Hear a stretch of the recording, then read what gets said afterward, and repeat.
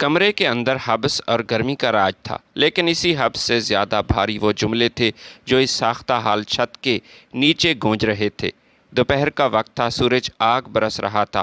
پرانے پنکھے کی گرگراہٹ میں چاروں بھائیوں احمد، شاکر، ساجد اور حمزہ کی آوازیں دبی جا رہی تھیں۔ ان کی بیویاں الگ کونے میں کھڑی اپنے اپنے شوہروں کو آنکھوں ہی آنکھوں میں شہ دے رہی تھیں اور زبانوں سے زہر اگل رہی تھی۔ میں نے پورے 3 سال اپنے گھر میں رکھا ہے ماں کو، اب میری باری ختم۔ احمد بھائی بڑے ہیں، اب یہ ان کے گھر رہیں گی، شاکر نے ہاتھ نچا کر اور غصے سے کہا۔ احمد نے فوراً اپنے ہاتھ کھڑے کر دیے اور غصے میں بولا، اوئے شاکر، اپنی زبان کو لگام دو، میرے 3 بچے جوان ہو رہے ہیں، گھر میں پہلے ہی جگہ نہیں ہے، اور میری بیگم کی صحت اکثر خراب رہتی ہے، وہ اب کسی کی خدمت نہیں کر سکتی، تم ساجد سے بات کرو۔ ساجد وہیں بیٹھے بیٹھے پاؤں پٹخانے لگا۔ احمد بھائی، مجھ پر امانت مت ڈالو، میں تو خود کرائے کے 2 کمروں کے مکان میں رہتا ہوں۔ حمزہ سب سے چھوٹا ہے، ماں کا لاڈلا رہا ہے، یہ کیوں نہیں رکھتا ماں کو اپنے پاس؟ حمزہ نے اپنے بال پیچھے کیے اور تلخی سے بولا، میں کیوں رکھوں؟ میری نئی نئی شادی ہوئی ہے، میں اپنی زندگی کا سکون کیوں برباد کروں؟ اس بڑھیا کی بیماریوں اور دوائیوں میں کیوں جھیلوں یہ سب مصیبتیں؟ ماں نیلم کمرے کے ایک کونے میں پرانی چارپائی پر بیٹھی تھی۔ اس کا کمزور جسم، جھریوں سے بھرا ہوا چہرہ اور سفید بال اس بات کی گواہی دے رہے تھے کہ وقت کی دھوپ نے اسے کس طرح جھلسا دیا۔ وہ کبھی حسرت سے اپنے بڑے بیٹے احمد کے منہ کی طرف دیکھتی، جس کی پیدائش پر اس نے پورے محلے میں مٹھائی بانٹی تھی، تو کبھی سب سے چھوٹے بیٹے حمزہ کو دیکھتی تھی، جسے وہ ہمیشہ اپنی آنکھوں کا تارا کہتی تھی اور جس کے لیے اس نے دنیا کے طعنے سہے تھے۔ ماں کی نظریں جب بیٹوں کے سنگ دل چہروں پر پڑتی تو اسے آج سے 20-25 سال پہلے کے وہ دن شدت کے ساتھ یاد آنے لگتے، جب وہ جوان تھی اور زندگی اتنی بے رحم نہیں تھی۔ جب نیلم بی بی کا شوہر سلیمان فوت ہوا تو یہ چاروں بچے بہت چھوٹے تھے، اتنے چھوٹے کہ انہیں اپنے باپ کا چہرہ بھی یاد نہیں تھا۔ نیلم ایک بیوہ تھی، سر پر کوئی مضبوط سایہ نہ تھا، نہ ہی گھر میں کمانے والا کوئی دوسرا مرد تھا، یہ اکیلی عورت تھی۔ غربت نے اس کے گھر میں ڈیرے ڈال رکھے تھے، لیکن نیلم نے ہار نہیں مانی۔ ایک بیوہ کے لیے 4 یتیم بچوں کی کفالت کرنا کوئی آسان معاملہ نہیں تھا۔ اس نے لوگوں کے گھروں میں جھاڑو پوچھا کیا، کڑاکے کی سردی میں ٹھنڈے پانی سے برتن دھوئے اور راتوں کو لالٹین کی مدھم روشنی میں جاگ جاگ کر لوگوں کے کپڑے سیے۔ اس کی انگلیاں سوئی کی چبھن سے لہولہان ہو جاتی تھی، لیکن وہ مسکرا دیتی کیونکہ ان کپڑوں کے بدلے ملنے والے چند پیسوں سے اس کے بچوں کا پیٹ بھرتا تھا۔ کئی بار ایسا ہوا کہ گھر میں صرف ایک وقت کی روٹی تھی، نیلم خود بھوکی سو جاتی، پانی پی کر لیٹ جاتی تھی اور کبھی پیٹ پر پتھر باندھ لیتی، لیکن اپنے چاروں بچوں کو نوالا کھلاتی۔ وہ اپنے خون پسینے کی کمائی سے ان کی فیسیں بھر رہی تھی، انہیں اچھے کپڑے پہناتی تاکہ وہ یتیمی کا احساس نہ کریں۔ امی، مجھے نئے جوتے چاہیے، اسکول کے سب بچے میرا مذاق اڑاتے ہیں، چھوٹا حمزہ بچپن میں روتے ہوئے کہتا۔ نیلم اس کے آنسو اپنے پلو سے پونچھتی اور کلیجے سے لگا کر کہتی، میرے لال، ماں تمہارے لیے نئے جوتے بھی لائے گی اور نئی قمیضیں بھی، تم بس دل لگا کر پڑھو اور بڑے انسان بنو۔ اس نے اپنا سونا، اپنی جوانی، اپنی صحت، سب کچھ ان چاروں بچوں کے مستقبل کی بھٹی میں جھونک دیا۔ ان کی صرف ایک ہی امید تھی کہ جب یہ بچے جوان ہو جائیں گے تو ان کے دکھوں کا مداوا بنیں گے۔ وہ سوچتی تھی کہ اس کی ہڈیوں کا گودا نچوڑ کر جو گوشت ان کے جسموں پر چڑھا ہے، وہ ایک نہ ایک دن اس کے گرتے ہوئے وجود کو ضرور سہارا دے گا۔ مگر افسوس، آج کا وہ دن، آج وہ بچے جوان ہوئے، کمانے کے قابل ہوئے اور ان کے اپنے گھر بسے تو وہ ماں سے بیزار ہو چکے تھے۔ وہ ماں جو کبھی ان کے لیے کل کائنات تھی، آج ایک فالتو اور ناکارہ سامان کی طرح محسوس ہو رہی تھی، جسے ہر کوئی دوسرے کے کمرے میں پھینکنا چاہتا تھا اور خود یہ ذمہ داری قبول نہیں کرنا چاہتا تھا۔ جو ماں چاروں بچوں کو پال رہی تھی، آج 4 بچے مل کر ایک ماں کو نہیں پال سکتے تھے۔ یہ روز روز کا جھگڑا اور ڈرامہ اب ختم ہونا چاہیے۔ سب سے چھوٹے بیٹے حمزہ نے اچانک میز پر ہاتھ مار کر کہا، جس کی گرج سن کر نیلم کا دل دہل گیا۔ تو پھر بتاؤ کیا حل ہے تمہارے پاس؟ احمد نے بیزاری سے پوچھا۔ حمزہ نے غصے میں لال پیلا ہو کر ایک ایسی ہولناک بات کہی جس کی توقع کوئی بھی اجنبی بھی نہیں کر سکتا۔ ٹھیک ہے پھر، اگر کوئی بھی ماں کو اپنے گھر میں رکھنے کے لیے راضی نہیں ہے تو اس بڑھیا کو گاڑی میں بٹھاؤ اور شہر سے دور کسی گھنے جنگل میں چھوڑ کر آتے ہیں۔ وہاں کوئی نہ کوئی شرم والا یا اللہ لوگ اسے سنبھال ہی لے گا یا کوئی جانور ہی کھا لے گا اور ہمارا قصہ بھی ہمیشہ کے لیے پاک ہو جائے گا۔ نہ رہے گا بانس، نہ بجے گی بانسری۔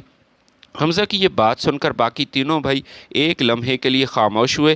ان کے ضمیر نے شاید آخری ہچکی لی، لیکن کسی نے بھی اس ظالمانہ مشورے کی مخالفت نہ کی۔ بیویاں خاموشی سے مسکرانے لگی، جیسے ان کے سر سے کوئی بڑا بوجھ اترنے والا ہو۔ وہ جان چکی تھی کہ اب بیٹے کبھی بھی ماں کو گھر میں نہیں رکھیں گے۔ ماں نے جب اپنے سب سے لاڈلے بیٹے کے منہ سے یہ الفاظ سنے تو اسے لگا جیسے کائنات رک گئی۔ اس کے کانوں میں سائیں سائیں کی آوازیں آنے لگیں۔ وہ گنگ ہو گئی، پھٹی پھٹی آنکھوں سے کبھی حمزہ کو دیکھتی تو کبھی آسمان کی طرف کہ یا اللہ، یہ کیا وہی بچے ہیں جنہیں میں نے پالنے کے لیے اپنی زندگی داؤ پر لگائی تھی؟ کیا اسی دن کے لیے میں نے راتوں کی نیندیں حرام کی تھی؟ چاروں بھائی اپنی ماں کو جنگل چھوڑنے کی تیاری کے لیے آپس میں بحث کر رہے تھے اور گاڑی کا انتظام سوچ رہے تھے۔ یہ جھگڑا اور بھی طول پکڑتا جا رہا تھا کہ اچانک باہر گلی میں ایک تماشا کھڑا ہو گیا۔ جب چاروں بھائی ایک ماں کو جنگل چھوڑنے کی تیاری کے لیے آپس میں خسر پھسر کر رہے تھے اور گاڑی کا انتظام سوچ رہے تھے، یہ جھگڑا بڑھ رہا تھا کہ اچانک باہر گلی میں چمکتی ہوئی کالی بڑی گاڑی آ کر رکی۔ اس گاڑی سے ایک خوش پوش، باوقار اور امیر نوجوان اترا۔ وہ کوئی عام انسان نہیں لگ رہا تھا۔ اس کے چہرے پر ایک عجیب سا سنجیدہ تاثر تھا اور وہ گلی سے گزرتے ہوئے ان چار بھائیوں کی آوازیں اور ماں کو جنگل میں چھوڑنے کی ہولناک گفتگو بڑے ہی غور سے سن رہا تھا۔ وہ آہستہ آہستہ چلتا ہوا ان کے کھلے ہوئے دروازے کے پاس آ کر رک گیا اور ان چار کم بختوں بیٹوں کو دیکھنے لگا جو اپنی سگی ماں کو ایک فالتو اور ناکارہ سامان کی طرح جنگل میں پھینکنے کا منصوبہ بنا رہے تھے۔ جب وہ نوجوان صحن کے اندر داخل ہوا تو چاروں بھائیوں کی نظریں اس پر پڑیں اور وہ یکدم خاموش ہو گئے۔ راہگیر نے ان چاروں سے مخاطب ہو کر بڑے ہی دھیمے لیکن سرد لہجے میں کہا کہ میں کافی دیر سے آپ لوگوں کی گفتگو سن رہا ہوں۔ معذرت کے ساتھ کسی کی گفتگو نہیں سننا چاہیے، لیکن یہ ضروری تھا۔ اگر تم لوگ اتنے ہی اپنی ماں سے تنگ ہو اور اپنے گھر میں ذرا سی جگہ دینے کے لیے بھی آمادہ نہیں ہو تو کم از کم اس بیچاری بے بس عورت کو جنگل میں درندوں کے آگے مرنے کے لیے نہ چھوڑو۔ یہ کفر مت کرو۔ شاکر نے جب اس اجنبی کی یہ نصیحت سنی تو غصے میں آ گیا۔ اس نے طنز اور بیزاری سے اس راہگیر سے کہا، تم راستے سے گزرنے والے ایک مسافر ہو، ہمارے گھر کے معاملے میں ٹانگ مت توڑاؤ، یہ ہمارا اپنا معاملہ ہے، اور اگر تمہیں اتنا ہی ترس آ رہا ہے تو بتاؤ ہم کیا کریں؟ ہم اس بڑھیا کا، ہمارے پاس تو اسے پالنے کے لیے نہ فالتو پیسہ ہے نہ ہی جگہ۔ راہگیر کے چہرے پر ایک گہری اور پراسرار مسکراہٹ آئی۔ اس نے چاروں بھائیوں کے چہروں پر پھیلی لالچ اور سنگ دلی کو بھانپ لیا تھا۔ اس نے ان سے کہا، اگر تمہیں یہ ماں اتنی ہی بھاری لگ رہی ہے اور اس سے بیزار ہو تو اپنی اس ماں کو میرے حوالے کر دو، میں اسے اپنے ساتھ لے جاتا ہوں اور اس کے بدلے میں تمہیں ابھی اسی وقت 10 لاکھ روپے دوں گا۔ یہ چونکا دینے والی بات سن کر ان چاروں بھائیوں کو اپنے کانوں پر یقین نہ آیا۔ ان کے دل دھڑکنے بھول گئے اور حیرت سے وہ ایک دوسرے کا منہ دیکھنے لگے۔ انہیں لگا کہ شاید یہ شخص پاگل ہے یا پھر یہ ان کے ساتھ کوئی مذاق کر رہا ہے۔ حمزہ نے آگے بڑھ کر اور اس سے پوچھا کہ تم کون ہو اور ہم سے یہ مذاق کیوں کر رہے ہو؟ بھلا اس بوڑھی بیمار عورت کے بدلے تم ہمیں یہ 10 لاکھ روپے کیوں دو گے؟ اس میں تمہارا کیا فائدہ ہے؟ راہگیر نے اس بات کا کوئی جواب نہیں دیا اور وہ خاموشی سے مڑا، اپنی گاڑی کے پاس گیا اور اس کی ڈگی کھولی، وہاں سے ایک چمڑے کا بیگ نکالا۔ وہ بیگ لے کر دوبارہ صحن میں آیا اور چاروں بھائیوں کے سامنے اس بیگ کو کھولا۔ اس بیگ کے اندر 2 لاکھ روپے کی چمکتی گتھیاں پڑی تھیں جو کہ تعداد میں 5 تھیں، جنہیں دیکھ کر चारों भाइयों की आंखें फटी की फटी रह गईं। हमज़ा, जिसने अभी कुछ देर पहले माँ को जंगल छोड़ने का मशवरा दिया था, उसके मुंह से राल टपकने लगी। उसने जल्दी से आगे बढ़कर वो पैसे अपने हाथों में लिए और इन्हें उलट पुलट कर चेक करने लगा कि क्या ये नकली नोट तो नहीं है, क्योंकि इस दौर में इतनी बड़ी रकम का यूं मिल जाना किसी मौजज़े से कम नहीं था। जब उसने नोटों को अच्छी तरह देखा और इस बात को देख लिया कि ये असली हैं, उसकी कड़क जानी, तो उसकी आंखों में सरासर लालच उतर आई। उसने अपने बाकी भाइयों की तरफ देखकर लालच भरी नज़रों से कहा, ये तो बिल्कुल असली हैं, कोई धोखा नहीं है। पैसों की चमक ने उन चारों बेटों के ज़मीर पर हमेशा के लिए अंधेरा कर दिया। उन्होंने एक लम्हे के लिए भी ये ना सोचा कि वो अपनी माँ का सौदा कर रहे हैं और ये नहीं जानते थे कि इसका क्या अंजाम होगा। और ऐसी माँ को वो बेच रहे हैं जिसने उन्हें जन्म दिया। उन्होंने फ़ौरन हामी भर ली और अपनी माँ नीलम को उस अजनबी राहगीर के हवाले कर दिया और वो 10 लाख रुपए आपस में बराबर बांट लिए। माँ ये सब देखकर साकित खड़ी रही। उसके अपने जिगर के टुकड़े उसी महज चंद कागज़ के टुकड़ों के अवज़ उसे बेच रहे थे। राहगीर ने इंतहाई एहतराम के साथ नीलम बीबी का हाथ पकड़ा, उसे सहारा दिया और अपनी गाड़ी के पिछले हिस्से का दरवाज़ा खोलकर उसे गाड़ी के अंदर बिठाया। जब गाड़ी स्टार्ट हुई और वो गली से निकलने लगी तो नीलम ने मुड़कर आखिरी बार उस घर को देखा जहाँ उसकी उम्र गुजरी थी और उन बेटों को भी देखा जो अब माँ के जाने पर गमगीन होने की बजाय पैसे गिन रहे थे। गाड़ी शहर की सड़कों पर तेज़ी से दौड़ रही थी। अंदर बिल्कुल खामोशी थी। नीलम बीबी के दिल में सवालात का एक तूफ़ान उठ रहा था। वो समझ नहीं पा रही थी कि इस दुनिया में जहाँ उसके अपने खून ने उसे छोड़ दिया, वहाँ ये अजनबी जिसको वो जानती नहीं थी उस पर इतना मेहरबान क्यों हो रहा है। आखिर उसने अपनी कांपती हुई आवाज़ में राहगीर से पूछा कि बेटा, तुम्हारा क्या नाम है? तुमने ये सारा घाटे का सौदा क्यों किया? मैं एक उम्र रसीदा औरत हूँ जो कि अब किसी काम की नहीं, बीमार हूँ और चारपाई की मोहताज हूँ। तुमने इतनी बड़ी रकम मेरे बेटों को देकर अपना बड़ा नुकसान किया। बग़ैर कुछ दिए भी तुम मुझे अपने साथ ले जा सकते थे। तुम्हें मुझसे क्या मिलेगा? राहगीर ने स्टीयरिंग व्हील को गिरफ्त मजबूत की और सामने देखते हुए हल्का सा मुस्कुराकर कहा, माँ जी, मैंने ज़िंदगी में कभी घाटे का सौदा नहीं किया। अगर मैंने आपके बेटों को 10 लाख रुपए दिए हैं तो उनसे कई गुना ज़्यादा कीमत मैं उनसे ज़रूर वसूल करूँगा। आप देखती जाएं बस। ये मेरा सौदा सरासर फ़ायदे का है। नीलम बीबी ये सुनकर शदीद हैरान हुई। उसके दिल में एक नामालूम सा खौफ जागने लगा। उसने घबराकर पूछा, वो कैसे बेटा? मेरे पास तो कुछ भी नहीं है, ना मैं काम कर सकती हूँ। मैं तुम्हें आखिर क्या दे सकती हूँ? राहगीर ने पीछे मुड़कर शीशे में नीलम बीबी की तरफ देखा और सर्द लहजे में कहा, घर जाकर आपको सब बताऊँगा, वहीं आपके सारे सवालात के जवाब मिल जाएंगे। गाड़ी एक आलीशान लेकिन सुनसान इलाके में बड़े से घर के सामने रुक गई। वो घर जितना बड़ा था वहाँ उतनी ही एक अजीब सी खामोशी और वैरानी फैली हुई थी। ऐसा लगता था जैसे इस वसी व अरीज़ इमारत में कोई रूह तक नहीं बसती। राहगीर नीलम बीबी को गाड़ी से उतारकर घर के अंदर ले आया। उसने इंतहाई खामोशी से इन्हें एक सोफ़े पर बिठाया और फिर ख़ुद उनके सामने आकर खड़ा हो गया। उसकी आंखों में अब नरमी नहीं थी जो बाहर बेटों के सामने थी, बल्कि वहाँ एक गहरा और जला देने वाला सर तासुर था। उसने नीलम की आंखों में आंखें डालकर इंतहाई भारी आवाज़ में कहना शुरू किया, अब हम अपने असल मकसद की तरफ आते हैं और बताते हैं कि मैं आपको यहाँ क्यों लाया। क्या आपने मुझे नहीं पहचाना? नीलम ने उस नौजवान को सर से लेकर पाँव तक बड़े गौर से देखा। उसके बूढ़े और थके हुए ज़हन के पर्दों पर माजी की यादों के कई धुंधले अक्स उभरे और डूबे, लेकिन वो उस नौजवान के चेहरे को नहीं पहचान सकी। उसने आहिस्ता से नफ़ी में सर हिलाकर कहा कि नहीं बेटा, मेरा अल्लाह गवाह है, मुझे नहीं मालूम कि तुम कौन हो। मैं तो ज़िंदगी में पहली बार तुम्हें देख रही हूँ। मैंने इससे पहले तुम्हें नहीं देखा। अगर तुमने मुझ पर रहम खाया है तो बताओ तुम कौन हो? राहगीर ने एक तवील और गहरा सांस लिया। उसके चेहरे के उजलात सख्ती से खिंच गए और उसने कहा, मेरा नाम हुरैरा है, मैं कासिम सुनार का बेटा हूँ। कासिम का नाम जैसे ही इस नौजवान के मुंह से निकला, बूढ़ी नीलम बीबी के पूरे बदन में एक लर्जा तारी हो गया। اس کا خون جیسے جم گیا، چہرے کی ہوائیاں اڑ گئیں اور وہ خوفزدہ ہو کر صوفے کی پشت سے لگ گئی۔ اس کے ہونٹ کانپنے لگے اور وہ بمشکل کلاتے ہوئے بولی، تم تم قاسم سونار کے بیٹے ہو؟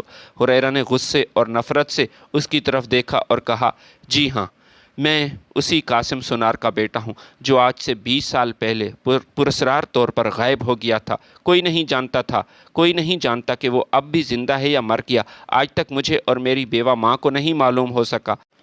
میری ماں اسی غم اور انتظار میں تڑپ تڑپ کر اس دنیا سے رخصت ہو گئی کہ اس کا شوہر کہاں ہے، لیکن مجھے اب اچھی طرح معلوم ہو چکا ہے کہ آخری بار میرے بابا نے آپ کے مرحوم شوہر سلیمان کے ساتھ ہی سفر کیا تھا۔ آپ کا شوہر یہ بات اچھی طرح جانتا تھا کہ میرا باپ کہاں ہے اور سفر کے دوران اس کے ساتھ کیا معاملہ پیش آیا، ایک ایسا راز جو کسی کو معلوم نہیں، مگر اس سنگ دل نے کبھی کسی کو کچھ نہ بتایا۔ وہ ہمیشہ خاموش رہا، سچ کو چھپایا، لیکن تم تو اس کی شریک حیات تھی، اس کی بیوی تھی۔ تمہارے شوہر نے مرنے سے پہلے ضرور بتایا ہوگا کہ اس نے میرے باپ کے ساتھ آخر کیا کیا، اور اس کے جو 50 سونے کی اینٹیں تھیں جو کہ اس کا بہت بڑا یہ مال تھا جس کی مالیت آج کروڑوں روپے میں ہے، وہ اس وقت کہاں چھپی ہیں؟ ہریرہ کا لہجہ مزید تلخ اور تیز ہو گیا۔ اس نے آگے بڑھ کر کہا، میں ایک ایسا بدنصیب بیٹا ہوں جس کو اپنے باپ کی قبر کے بارے میں معلوم نہیں کہ وہ آخر کہاں دفن ہے، اسے مٹی نصیب ہوئی یا نہیں۔ آج تمہیں سب کچھ بتانا ہوگا۔ اگر تم نے سچ سچ بتا دیا تو میں تمہیں چپ چاپ ایک اچھے سے اولڈ ہوم چھوڑ کر آؤں گا جہاں تم اپنی زندگی کے باقی آخری ایام سکون اور عزت کے ساتھ گزارو گی۔ لیکن اگر تم نے مجھ سے آج بھی چھپانے کی کوشش کی تو یاد رکھنا، میں تمہیں اس عمر اور ضعیفی کا کوئی لحاظ نہیں رکھوں گا۔ میں تمہیں تمہارے سگے بیٹوں سے بھی زیادہ تکلیف دوں گا اور تمہیں ایسی اذیت ناک زندگی دوں گا کہ تم آسانی سے مر بھی نہیں سکو گی۔ نیلم بی بی کا پورا جسم خوف اور صدمے سے کانپ رہا تھا۔ ماضی کے وہ بھوت جنہیں وہ برسوں سے بھلانے کی کوشش کر رہی تھی آج ایک بار پھر اس کے سامنے آ کھڑے ہوئے تھے۔ اس نے روتے ہوئے ہریرہ کے سامنے اپنے کمزور اور کانپتے ہاتھ جوڑے اور گڑ گڑا کر کہا، بیٹا، خدا کے لیے مجھ پر رحم کرو، میں تو اپنے بیٹوں کی ستائی ہوئی ہوں، میں کچھ نہیں جانتی، میرے شوہر نے مجھے ایسا کچھ نہیں بتایا تھا، وہ راز اس کے ساتھ ہی قبر کے اندر مٹی میں دفن ہو گیا۔ تم مجھ بے بس بوڑھی پر ظلم مت کرو، میں بالکل بے قصور ہوں۔ ہریرہ کا دل اس کے بہتے ہوئے آنسو اور فریاد سے بالکل نہ پگھلا۔ اسے یقین تھا کہ یہ بڑھیا جھوٹ بول رہی ہے اور سچائی کو ہضم کرنا چاہتی ہے۔ اس نے غصے سے نیلم بی بی کا کمزور سا ہاتھ پکڑا اور اسے صوفے سے اٹھا کر گھسیٹتا ہوا گھر کے پچھلے حصے میں بنے ہوئے ایک تاریک اور حبس زدہ اور اندھیرے کمرے کی طرف لے گیا۔ اس کمرے میں کوئی کھڑکی نہیں تھی، تپش عروج پر تھی۔ ہریرہ نے اسے اندر دھکیلا اور کمرے کا بھاری لوہے کا دروازہ باہر سے بند کر کے اس پر بڑا سا تالا لگا لیا۔ نیلم بی بی اس گھوپ اندھیرے اور شدید گرمی والے کمرے میں بالکل اکیلی تھی۔ وہ اندر سے دروازے پر کمزور ہاتھ مار رہی تھی، ضربیں لگا رہی تھی، چیختی تھی، چلاتی تھی کہ مجھے باہر نکالو، خدا کے لیے مجھے معاف کر دو، میں گھٹ کر مر جاؤں گی۔ لیکن ہریرہ کے سر سے اپنے باپ کے خون کا بدلہ لینے اور اس کے سونے کو تلاش کرنے کا بھوت سوار تھا۔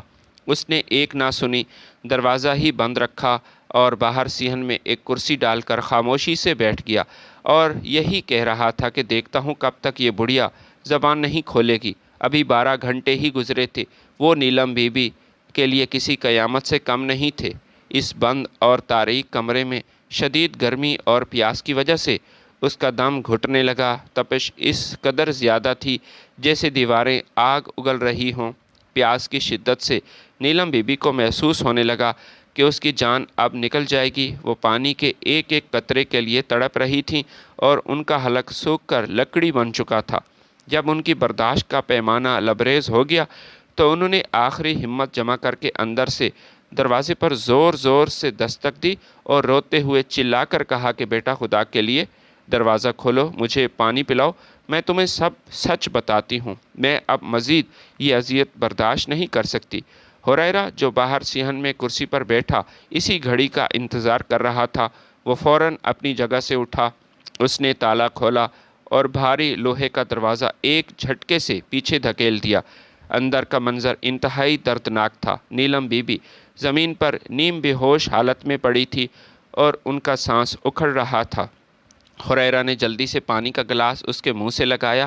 جب انہوں نے پانی پی لیا اور ان کے حواس کچھ بحال ہوئے تو ہریرہ نے انہیں سہارا دے کر صحن میں پڑی ایک چارپائی پر بٹھایا، پھر ان کے سامنے کھڑا ہو کر کڑکتی ہوئی آواز میں بولا، اب بولو اور یاد رکھنا، اب کی بار تم نے جھوٹ بولا تو انجام اس سے بھی برا ہوگا۔ میں تمہیں دفناؤں گا بھی نہیں، یہیں ویرانے میں پھینک دوں گا اگر تم مر گئی تو۔ بتاؤ میرے باپ قاسم کے ساتھ اس آخری سفر میں کیا معاملہ پیش آیا تھا اور وہ سونا کہاں ہے؟ نیلم بی بی نے اپنی دھندلی آنسوؤں سے بھری آنکھوں سے ہریرہ کو دیکھا، ایک لمبی اور سرد آہ بھری اور روتے ہوئے کہنے لگیں، بیٹا تمہارے باپ قاسم اور میرے شوہر سلمان کی دوستی اس پورے علاقے میں بے مثال تھی۔ لوگ ان کی محبت وفاداری کی قسمیں کھایا کرتے تھے، وہ ایک دوسرے کے لیے جان دینے کے لیے بھی تیار رہتے تھے، لیکن بدقسمتی سے تمہارے باپ قاسم سے زندگی میں صرف ایک غلطی ہوئی جس کی وجہ سے اس پاکیزہ دوستی میں ایک ایسی دراڑ پیدا ہو گئی جس نے سب کچھ بدل دیا اور دو ہنستے کھیلتے گھر اجاڑ دیے۔ نیلم بی بی نے سسکیاں لیتے ہوئے ماضی کا وہ ورق کھولا، بیٹا میں اپنے دور میں انتہائی باحیا با پردہ خاتون تھی اور حد سے زیادہ خوبصورت۔ میں نے کبھی کسی غیر مرد نامحرم کے سامنے اپنا چہرہ نہیں دکھایا تھا، لیکن تمہارا باپ واحد انسان تھا قاسم جس کو میرا شوہر اپنا بھائی مانتا تھا، اس لیے میں اس کے سامنے پردہ نہیں کرتی تھی کیونکہ وہ ہمارے خاندانی رکن بن چکا تھا۔ وہ اکثر ہمارے گھر میں آتا تھا، کبھی کبھی اپنی بیوی اور چھوٹے بچے یعنی تمہیں بھی ساتھ لے کر آتا تھا۔ ہریرہ بیٹا اس وقت تم صرف 2 سال کے معصوم بچے تھے جب اپنی ماں کی انگلی پکڑ کر ہمارے گھر آیا کرتے تھے، اور میرا شوہر سلیمان بھی اسی طرح تمہارے گھر جاتا تھا، میں بھی ان کے ساتھ جاتی تھی۔ ان دنوں گاؤں کا ماحول اور راستے بہت پیچیدہ اور کچے ہوتے تھے۔ شہر جانے کے لیے لوگوں کو گھوڑوں پر یا خچروں کا سہارا لینا پڑتا تھا کیونکہ آج طرح کی گاڑیاں نہیں تھیں۔ میرا شوہر سلیمان یہاں سے اناج اور غلہ خرید کر شہر منافع پر بیچنے کے لیے جاتا تھا، جبکہ تمہارا باپ قاسم ایک سونار تھا، وہ سونے کا بڑا تاجر تھا اور اکثر شہر سے سونا لایا کرتا تھا۔ نیلم بی بی کے گالوں پر آنسو بہتے رہے اور وہ بولیں، ایک دن طوفانی بارش ہو رہی تھی، آسمان پر بجلیاں کڑک رہی تھیں اور میرا شوہر سلیمان گھر پر موجود نہیں تھا، وہ کسی کام سے باہر گاؤں میں گیا تھا۔ میں گھر میں بالکل اکیلی اور بے بس تھی کہ اچانک تمہارا باپ قاسم شدید بارش سے بچنے کے لیے ہمارے گھر کے کمرے میں داخل ہوا۔ اس تنہائی اور اندھیرے میں قاسم پر شیطان غالب آ گیا اور اس کی نیت بدل گئی اور وہ میری طرف برے ارادے سے بڑھنے لگا۔ میں خوف سے پیچھے ہٹنے لگی۔ میں نے روتے ہوئے تمہارے باپ کی منت کی کہ قاسم بھائی خدا کا خوف کرو، یہ آپ کیا کر رہے ہیں؟ کیا آپ نشے میں ہیں؟ میں تمہارے دوست کی عزت ہوں، مجھ سے دور رہو۔ لیکن وہ اس وقت اپنے ہوش کھو چکا تھا، یا شاید اس نے اپنے برے دوستوں کے کہنے پر آج کچھ زیادہ ہی شراب پی تھی جس کی وجہ سے اسے اچھے برے کی کوئی تمیز نہیں تھی۔ اس نے آگے بڑھ کر میرا ہاتھ پکڑ لیا۔ میں نے اپنی عزت بچانے کے لیے تڑپ کر ادھر ادھر دیکھا تو سامنے ہی میز پر ایک چھری پڑی تھی۔ میں نے اپنی جان اور ناموس کی حفاظت کے لیے وہ چھری اٹھائی اور قاسم پر حملہ کر دیا۔ وہ چھری اس کے پیٹ پر لگی۔ وہ خوش قسمتی سے اس وار سے تو بچ گیا، لیکن چھری اس کے پیٹ کو چھوتی ہوئی گزری، جس سے اس کے پیٹ پر ایک گہری زخم اور یہ خراش آئی تھی۔ اس کے بعد اپنی عزت بچانے کے لیے اور محلے والوں کو جمع کرنے کی نیت سے میں نے زور زور سے چیخنا شروع کیا تو وہ خوفزدہ ہوا اور شرمندگی کے مارے گھر سے بھاگ گیا اور واپس چلا گیا۔ نیلم بی بی نے ہریرہ کے چہرے پر ابھرتے ہوئے صدمے کے تاثرات دیکھے اور اپنی بات جاری رکھی، اور پھر کہنے لگی، بیٹا کچھ دیر بعد جب بارش رکی اور موسم ٹھیک ہو گیا تو میرا شوہر سلمان گھر میں داخل ہوا۔ اس نے دیکھا کہ میں کمرے کے کونے میں بیٹھی بری طرح رو رہی تھی۔ میرے کپڑے بھی پھٹے ہوئے تھے اور میں شدید صدمے میں تھی۔ وہ گھبرا گیا اور کہنے لگا، نیلم کیا ہوا؟ نیلم تمہیں کس نے اس حالت میں تمہیں پہنچایا؟ کیا ہوا بتاؤ مجھے۔ میں نے روتے ہوئے اسے سچ سچ بتا دیا کہ تمہارا وہ دوست قاسم جس کو تم اپنے سگے بھائیوں سے زیادہ عزیز رکھتے ہو اور جس کے کہنے پر میں نے پردہ ہٹایا، آج اس نے تنہائی کا فائدہ اٹھا کر میری عزت پر حملہ کیا۔ میرا شوہر ایک دم خاموش ہو گیا۔ اسے میری بات پر یقین نہ آیا۔ اس نے غصے سے کہا کہ تم جھوٹ بولتی ہو۔ قاسم میرا بھائی ہے، وہ ایسا گناہ کبھی نہیں کر سکتا، کبھی نہیں۔ تم اس پر تہمت لگا رہی ہو، پتہ نہیں تم کیا چاہتی ہو، لیکن تم غلط کر رہی ہو۔ میں نے سلمان سے کہا کہ میرے پاس ثبوت موجود ہے، تم قاسم سے ملو، اس کے پیٹ سے قمیض ہٹا کر دیکھنا، وہاں پیٹ پر ایک تازہ زخم کا نشان ہوگا۔ یہ زخم میں نے ہی اپنی عزت بچانے کے لیے اسی چھری سے اسے دیا۔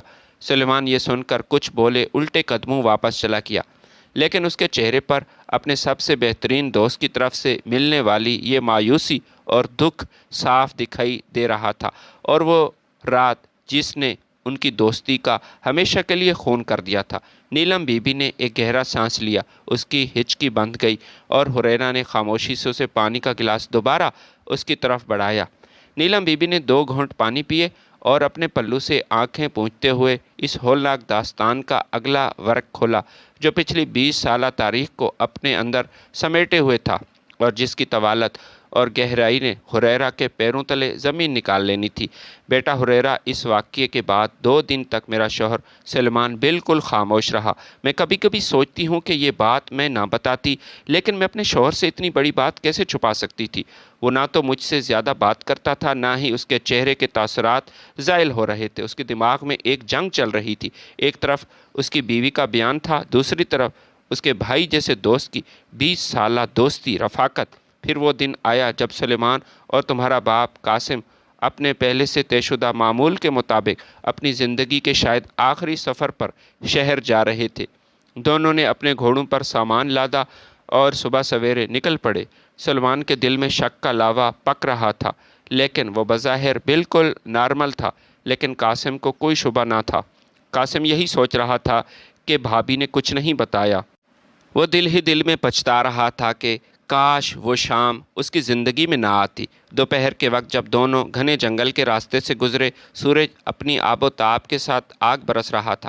گرمی اور لو کی شدت اتنی زیادہ تھی، گھوڑے بھی تھک کر ہانپنے لگے۔ قاسم نے سلمان سے کہا کہ گرمی زیادہ ہے، کیوں نہ اس گھنے درخت کے نیچے کچھ دیر آرام کریں، گھوڑوں کو پانی پلائیں اور خود بھی آرام کر لیں۔ سلمان نے خاموشی سے سر ہلا دیا۔ وہ دونوں درخت کے سائے تلے بیٹھ گئے۔ سفر کی تھکن اور لو کے اثر کی وجہ سے تمہارا باپ قاسم کی آنکھیں بند ہونے لگیں اور وہ زمین پر چادر بچھا کر گہری اور غافل نیند میں سو گیا۔ سلمان وہیں بیٹھا قاسم کے سوتے ہوئے چہرے کو دیکھ رہا تھا۔ اس کا دل تیزی سے دھڑک رہا تھا۔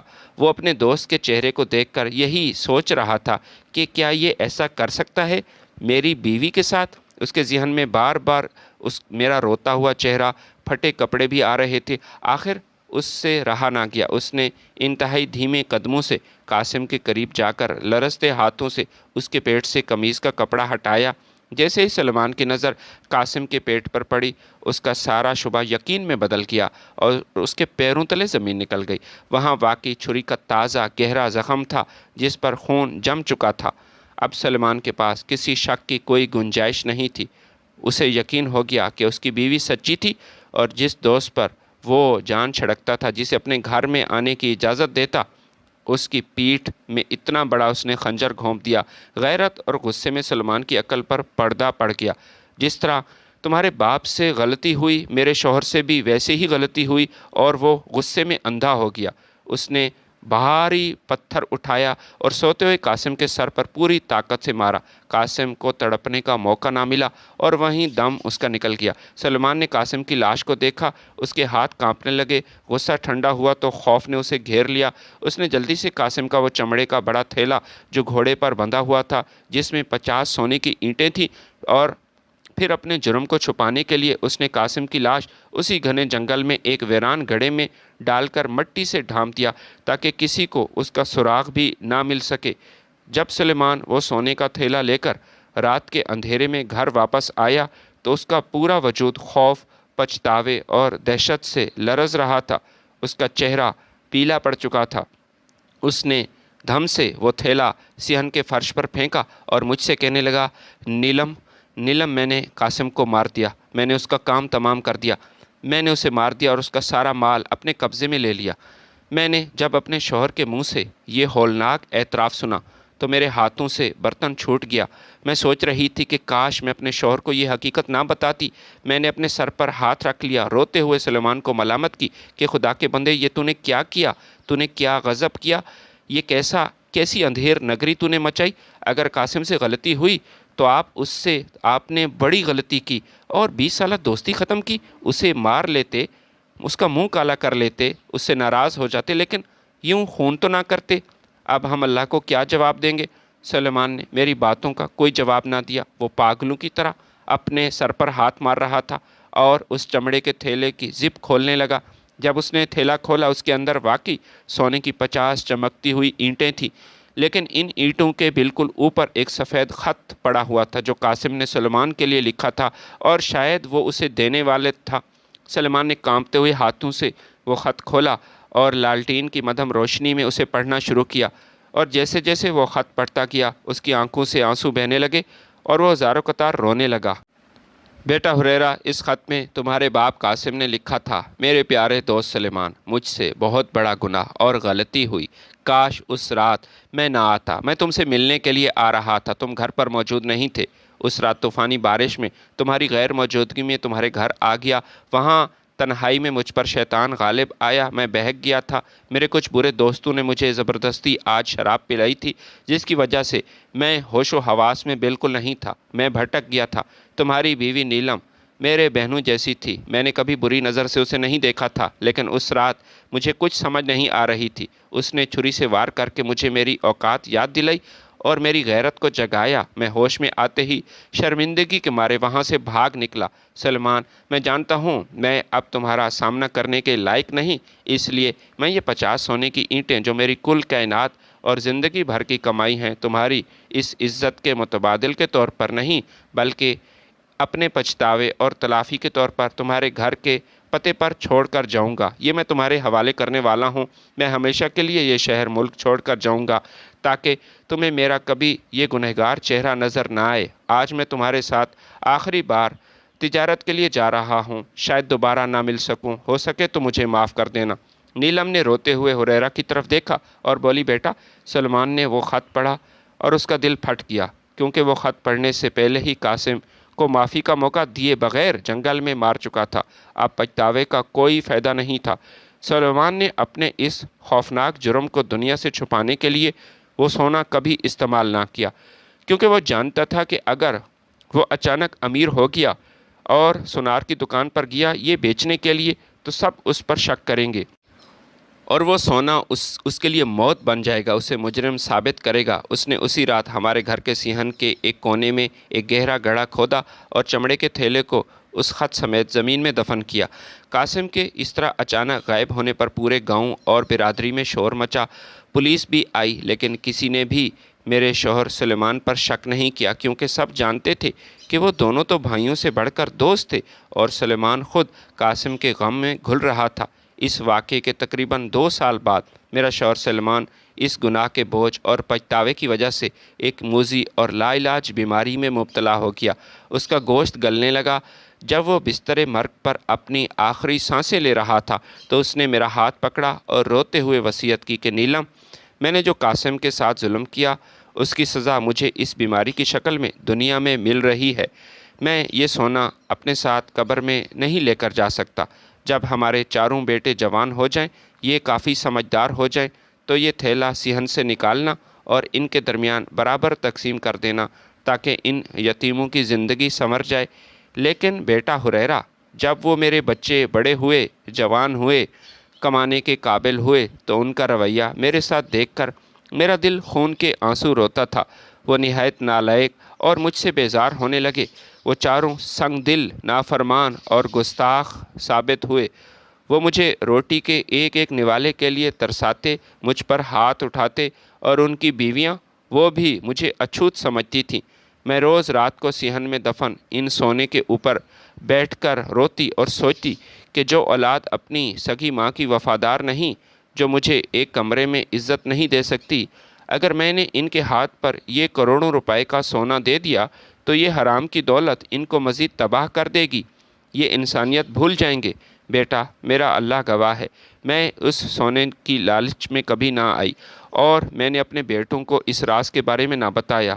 20 سال سے صرف اس موقع کی تلاش میں تھی کہ کوئی قاسم کا رشتہ دار، اس کا کوئی خون، اس کا بیٹا یا وارث وہ میرے پاس آئے، میں یہ امانت ان کے اصل حقدار کو لوٹا کر اپنے شوہر کا قرض اتار سکوں اور اس دنیا سے سرخرو ہو کر جاؤں۔ تمہارے باپ کی وہ امانت، وہ 50 سونے کی اینٹیں اور وہ خط آج بھی اسی پرانے گھر کے صحن میں مٹی کے نیچے دبا ہوا ہے۔ ہریرہ یہ پوری داستان سن کر سکتے میں آ گیا۔ اس کی آنکھوں میں آنسوؤں کی جھڑی لگ چکی تھی۔ اسے جہاں اپنے باپ کی اس ایک رات کی غلطی پر صدمہ تھا، وہیں اس نیلم بی بی کی عظمت اور امانت داری پر اس کا سر احترام سے جھک گیا، جس نے اتنے سالوں تک اتنی بڑی دولت پر سانپ بن کر پہرا دیا لیکن اپنے نالائق بیٹوں کو بھنک نہ لگنے دی۔ ہریرہ نے بڑی نرمی سے نیلم بی بی سے پوچھا، ماں جی، اگر آپ کے دل میں اتنی سچائی تھی اور آپ ہی میرا انتظار کر رہی تھی تو پھر شروع میں جب میں نے گھر آتے ہی آپ سے پوچھا تو آپ نے سچ مجھے کیوں نہ بتایا؟ کیوں آپ نے مجھے یہ حقیقت نہ بتائی؟ آپ نے 12 گھنٹے اس تپتے ہوئے کمرے میں اتنی اذیت، حبس اور پیاس کیوں برداشت کی؟ مجھے آخر آپ نے اتنا کیوں تڑپایا؟ نیلم بی بی نے چارپائی پر بیٹھ کر ہریرہ کے سر پر اپنا کانپتا ہوا ہاتھ رکھا۔ اس کی سسکیاں گونجیں اور انہوں نے ایک ایسی بات کہی جس نے ہریرہ کے ضمیر کو جھنجھوڑ کر رکھ دیا۔ بیٹا، اس لیے کہ میں ایک ماں ہوں، وہ چاہے جیسے بھی ہیں لیکن میں ان کی ماں ہوں۔ میں اس بند کمرے میں تڑپتے ہوئے بھی صرف اپنے ان نالائق اور بے فیض بیٹوں کے بارے میں ہی سوچ رہی تھی کہ وہ جتنے ہی برے ہیں لیکن وہ میرا خون ہے۔ اگر میں تمہیں فوراً سب کچھ بتا دیتی تو تم جوش میں آ کر وہاں جاتے اور صحن کی کھدائی کے وقت پولیس آ جاتی اور یہ جھگڑا بھی ہو سکتا تھا، اور پولیس سونے کے برآمد ہونے پر میرے بیٹوں کو قتل یا سازش کے شبے میں پکڑ کر جیل میں ڈال سکتی تھی اور ان کی زندگی برباد ہو سکتی تھی۔ بس یہی خوف تھا، اور ویسے بھی کہتے ہیں کہ کسی کے مر جانے کے بعد اس کی بدنامی نہیں ہونی چاہیے، لہٰذا میں تمہارے باپ کا یہ عیب چھپا رہی تھی۔ ماں ہو کر اپنی آنکھوں کے سامنے ان کی بربادی کا سبب نہیں بننا چاہتی تھی، اس لیے میں نے سوچا کہ گرمی کی اذیت سہ لوں گی لیکن خاموش رہوں گی۔ میں نے 12 گھنٹے صرف اس لیے امانت چھپائی تاکہ کوئی راستہ نکل سکے جس سے تمہیں تمہارا حق مل جائے اور میرے بچوں کو بھی کوئی مصیبت نہ آئے۔ نیلم بی بی کے پیروں میں بیٹھ گیا۔ اس کا دل اس بے غرض ممتا کو دیکھ کر پوری طرح پگھل چکا تھا جو اولاد کی اتنی سنگ دلی کے بعد بھی ان کی ڈھال بنی ہوئی تھی۔ اس نے نیلم بی بی کے ہاتھ چومے اور کہا، ماں جی، آپ فکر نہ کریں، میں قانون اور پولیس کے اعلیٰ افسران کو ساتھ لے کر جاؤں گا۔ کوئی جھگڑا نہیں ہوگا، نہ ہی کوئی فساد۔ سب کے سامنے سچ رکھوں گا تاکہ آپ کے بیٹوں پر کوئی جھوٹا مقدمہ نہ بنے، لیکن سونا اب وہیں سے نکالنا ہوگا۔ ہریرہ نے فوراً فون اٹھایا، پولیس انتظامیہ سے رابطہ کیا تاکہ باپ کا حق قانونی طریقے سے برآمد کر سکے۔ اگلی ہی صبح ہریرہ پولیس کے اعلیٰ افسران اور سرکاری انتظامیہ کی ایک بڑی ٹیم کے ساتھ نیلم بی بی کے پرانے گھر میں پہنچا۔ وہاں چاروں بھائی احمد، شاکر، ساجد اور حمزہ وہ موجود تھے۔ ابھی تک اپنی ماں کو 10 لاکھ روپے میں بیچنے کی خوشی منا رہے تھے اور رقم کا بٹوارا کر کے اپنے مستقبل کے خواب سجا رہے تھے کہ اچانک صحن میں پولیس کی گاڑیاں دیکھ کر وہ کافی پریشان ہوئے۔ وہ گھبرا کر باہر نکلے، دیکھا کہ گاڑی سے وہی امیر راہگیر اترا اور اس کے ساتھ اس کی بوڑھی ماں نیلم بھی موجود تھی۔ حمزہ نے ڈرتے ڈرتے آگے بڑھ کر پوچھا، صاحب، یہ کیا ماجرا ہے؟ آپ پولیس لے کر ہمارے گھر کیوں آئے ہیں؟ ہم نے تو سودا پورا طے کیا تھا، وہ بھی آپ کی مرضی سے، پیسے بھی اصلی تھے اور ماں بھی آپ کے حوالے ہم نے کی تھی۔ اب یہ پولیس کیوں آئی ہے؟ ہریرہ نے اس کی بات کا کوئی جواب نہ دیا، بلکہ اس نے قانون نافذ کرنے والے اداروں کو صحن کے اس مخصوص کونے کی طرف اشارہ کیا جہاں نیلم نے اسے بتایا، جہاں 20 سال پہلے سلیمان نے وہ امانت دفن کی۔ پولیس کے نوجوانوں نے کدال اور بیلچے اٹھائے، صحن کی کھدائی شروع کی۔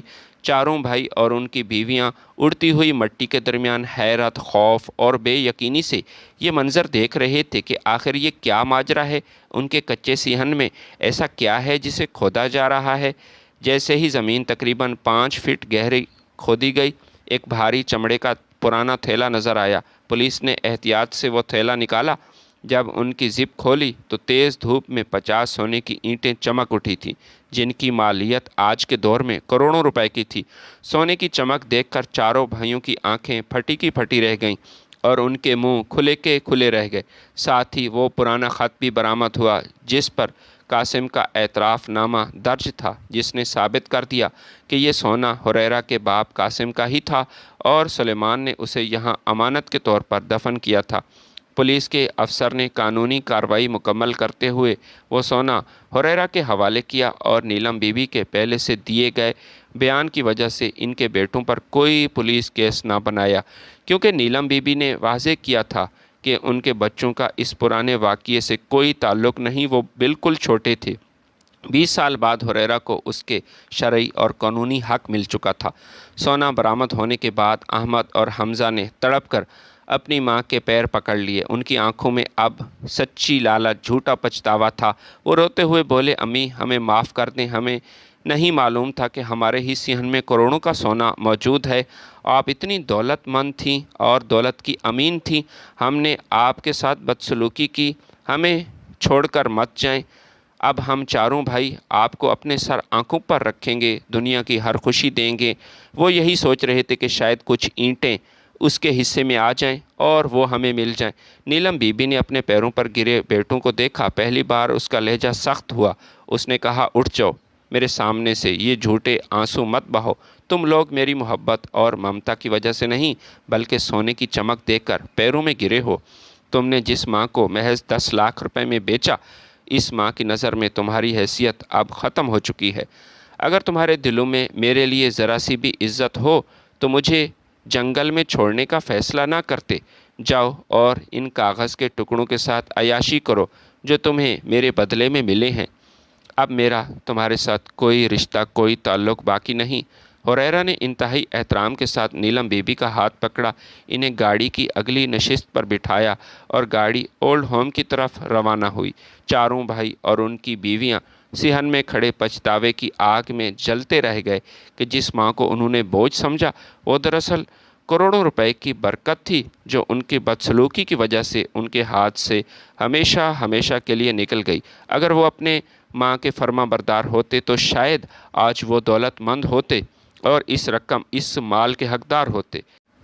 گاڑی تیزی سے شہر کے سب سے بڑے اولڈ ہوم کے گیٹ کے سامنے جا کر رکی۔ نیلم بی بی جیسے ہی اندر جانے کے لیے مڑی، اس کا ضمیر، اس کی تربیت اور اس کا مخلص دل اسے یہ اجازت نہیں دے رہا تھا کہ وہ نیلم بی بی کو اولڈ ہوم کے رحم و کرم پر چھوڑ دے۔ اس نے لپک کر نیلم بی بی کا کمزور ہاتھ تھام لیا اور کہا، ماں جی ذرا رکیں، آپ اندر نہیں جائیں گی؟ نیلم بی بی نے حیرت سے مڑ کر دیکھا۔ کیا ہوا بیٹا، اب کہاں جاؤں گی میں؟ ہریرہ کے چہرے پر ایک سچی اور پرنور مسکراہٹ ابھری، اس کی آنکھوں میں نمی تھی۔ اس نے کہا، ماں جی میں بہت چھوٹا تھا جب میری سگی ماں کا انتقال ہوا تھا۔ میرے دل میں ہمیشہ سے یہ بہت بڑا ارمان رہا کہ کاش میری ماں زندہ ہوتی اور بڑھاپے میں میں اس کی خدمت کر سکتا، اس کے پاؤں دباتا، اس کی دعائیں لیتا۔ اللہ تعالیٰ نے مجھے اتنی دولت دی لیکن ماں کی نعمت سے محروم رہا۔ آج آپ کی صورت میں اللہ تعالیٰ نے مجھے میری ماں لوٹا دی ہے۔ اب آپ اولڈ ہوم میں نہیں جائیں گی بلکہ میرے گھر میں میری سگی ماں بن کر میرے ساتھ رہیں گی اور میں ایک فرما بردار بیٹے کی طرح آپ کی خدمت کروں گا۔ نیلم بی بی نے جب ایک اجنبی نوجوان کے منہ سے یہ الفاظ سنے تو ان کے دل کا یہ زلزلہ تھم گیا، اس کی آنکھوں میں خوشی کے آنسو آئے۔ انہوں نے ہریرہ کو گلے سے لگایا، تڑپ کر دعائیں دینے لگیں کہ یا اللہ، تو نے میری ممتا کا بھرم رکھ لیا، اولاد نے مجھے چھوڑ دیا، تو نے مجھے سگے بیٹوں سے بڑھ کر ایک بیٹا عطا کیا۔ ویڈیو اگر پسند آئی ہے تو لائک اور شیئر ضرور کیجیے گا۔ اللہ تعالیٰ آپ کو آسانیاں عطا کرے اور آسانیاں تقسیم کرنے کی توفیق دے، آمین۔